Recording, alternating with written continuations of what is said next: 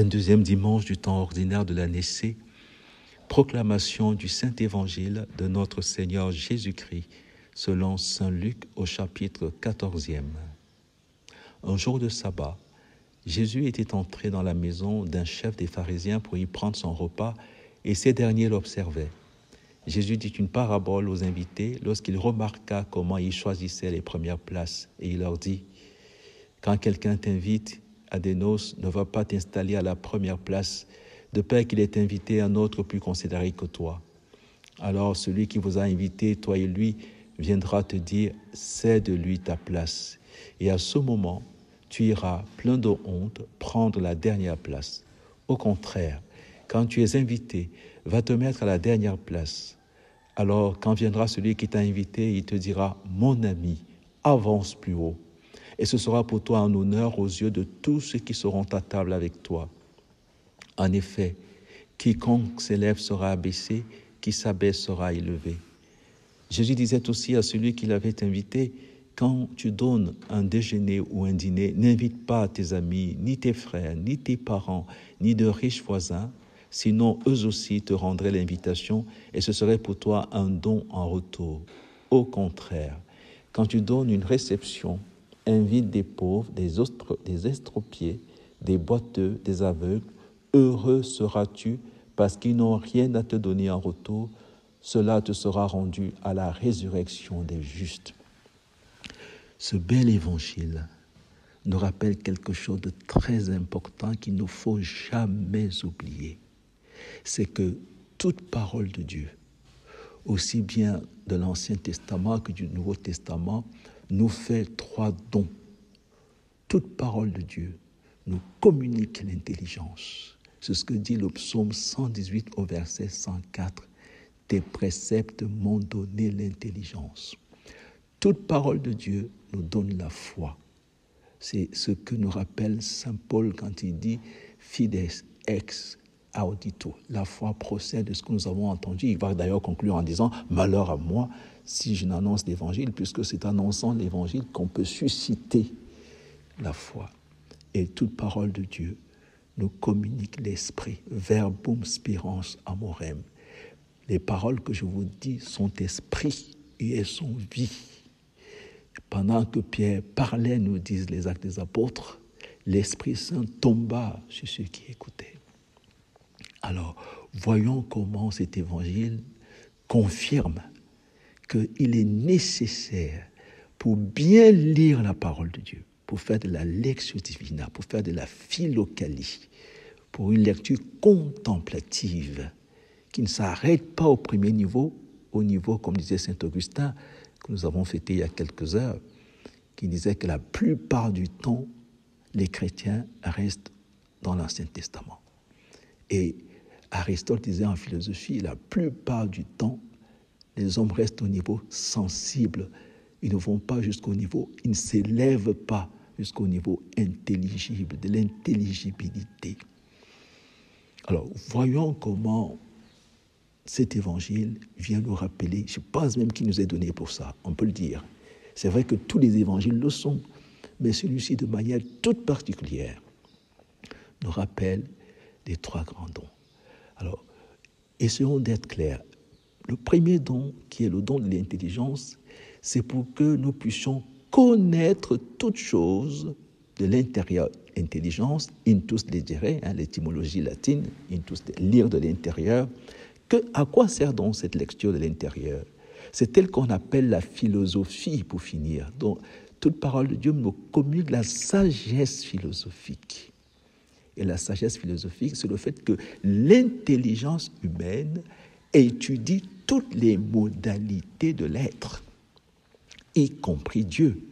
Je rappelle Thomas d'Aquin au début de la Somme théologique, toutes les modalités de l'être, y compris Dieu. Voilà pourquoi il y a une branche de la philosophie qu'on appelle théologie. C'est très beau parce que pour Thomas d'Aquin, la théologie est une branche de la philosophie, ce qui est vrai, ce n'est pas seulement pour Thomas d'Aquin. Et Thomas d'Aquin va donc faire la distinction entre la théologie comme branche de la philosophie, quand l'intelligence s'élève jusqu'à découvrir l'existence de l'être premier et elle contemple l'être premier, celui que les traditions religieuses appellent le Dieu créateur, on est en sagesse philosophique. La sagesse philosophique, donc, étudie toutes les modalités de l'être. Les modalités de l'être sont, 1, l'intelligence artistique, parce que l'intelligence artistique, l'intelligence du travail, le travail humain, dans tout son développement, notamment les 7 grands arts. L'intelligence artistique, l'intelligence éthique, le passage du mal, la distinction mal-bien et surtout la distinction bien-finalité, c'est le sommet de l'éthique. La finalité, découvrir la finalité. La distinction bien-fin, c'est très important, c'est très très important, parce que tout bien n'est pas fin, mais toute fin est un bien. Quand on a saisi cette nuance, on est libéré de la morale dans laquelle la parole de Dieu, nous voulons enfermer, à laquelle nous réduisons la parole de Dieu. Parce que la parole de Dieu présuppose l'intelligence éthique.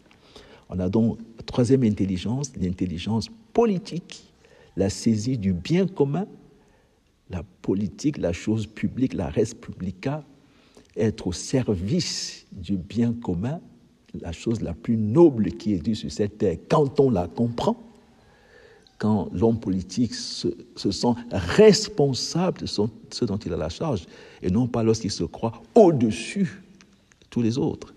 Grande nuance, intelligence politique.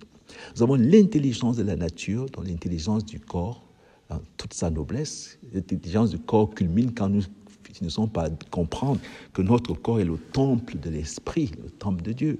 Nous avons l'intelligence de la vie, la distinction des 3 degrés de vie, et l'intelligence de l'être, la saisie des principes de l'être en tant qu'être, les 2 grands principes, l'ousia et l'être en acte, et puis le principe de causalité finale au niveau de l'être, qui est ce grand levier qui permet à l'intelligence de parler de l'existence de l'être premier. Parce que l'existence de Dieu est d'abord une histoire d'intelligence de l'être et non de croyance, malheureusement, comme on l'a enfermé une fois de plus. C'est dommage, c'est très très dommage d'avoir tout abîmé en faisant ça. Donc la parole de Dieu nous donne l'intelligence philosophique, donc la sagesse philosophique. La parole de Dieu nous communique la foi. La foi, c'est que nous adhérons à celui qui est vrai Dieu et vrai homme, qui est venu nous dévoiler toute la grandeur, toute la vérité sur Dieu et sur l'homme, à savoir Jésus-Christ. Vrai Dieu et vrai homme.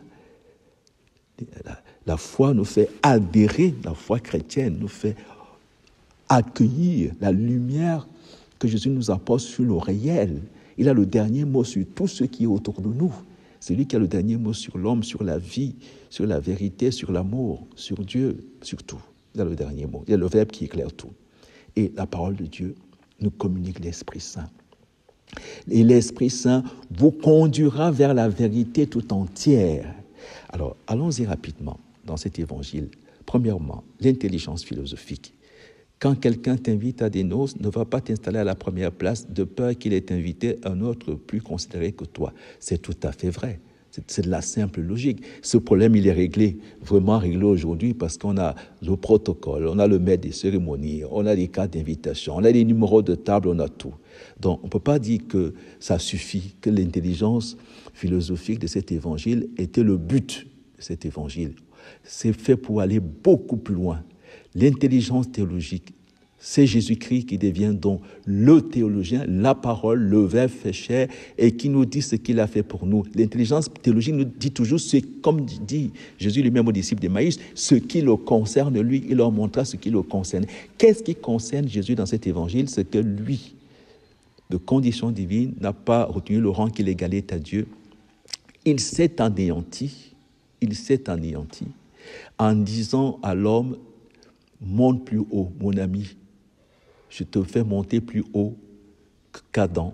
Je te fais monter plus haut que les prophètes. D'ailleurs, il le dit, que certains prophètes ont voulu voir ce que vous voyez. Je vous fais monter plus haut que les anges.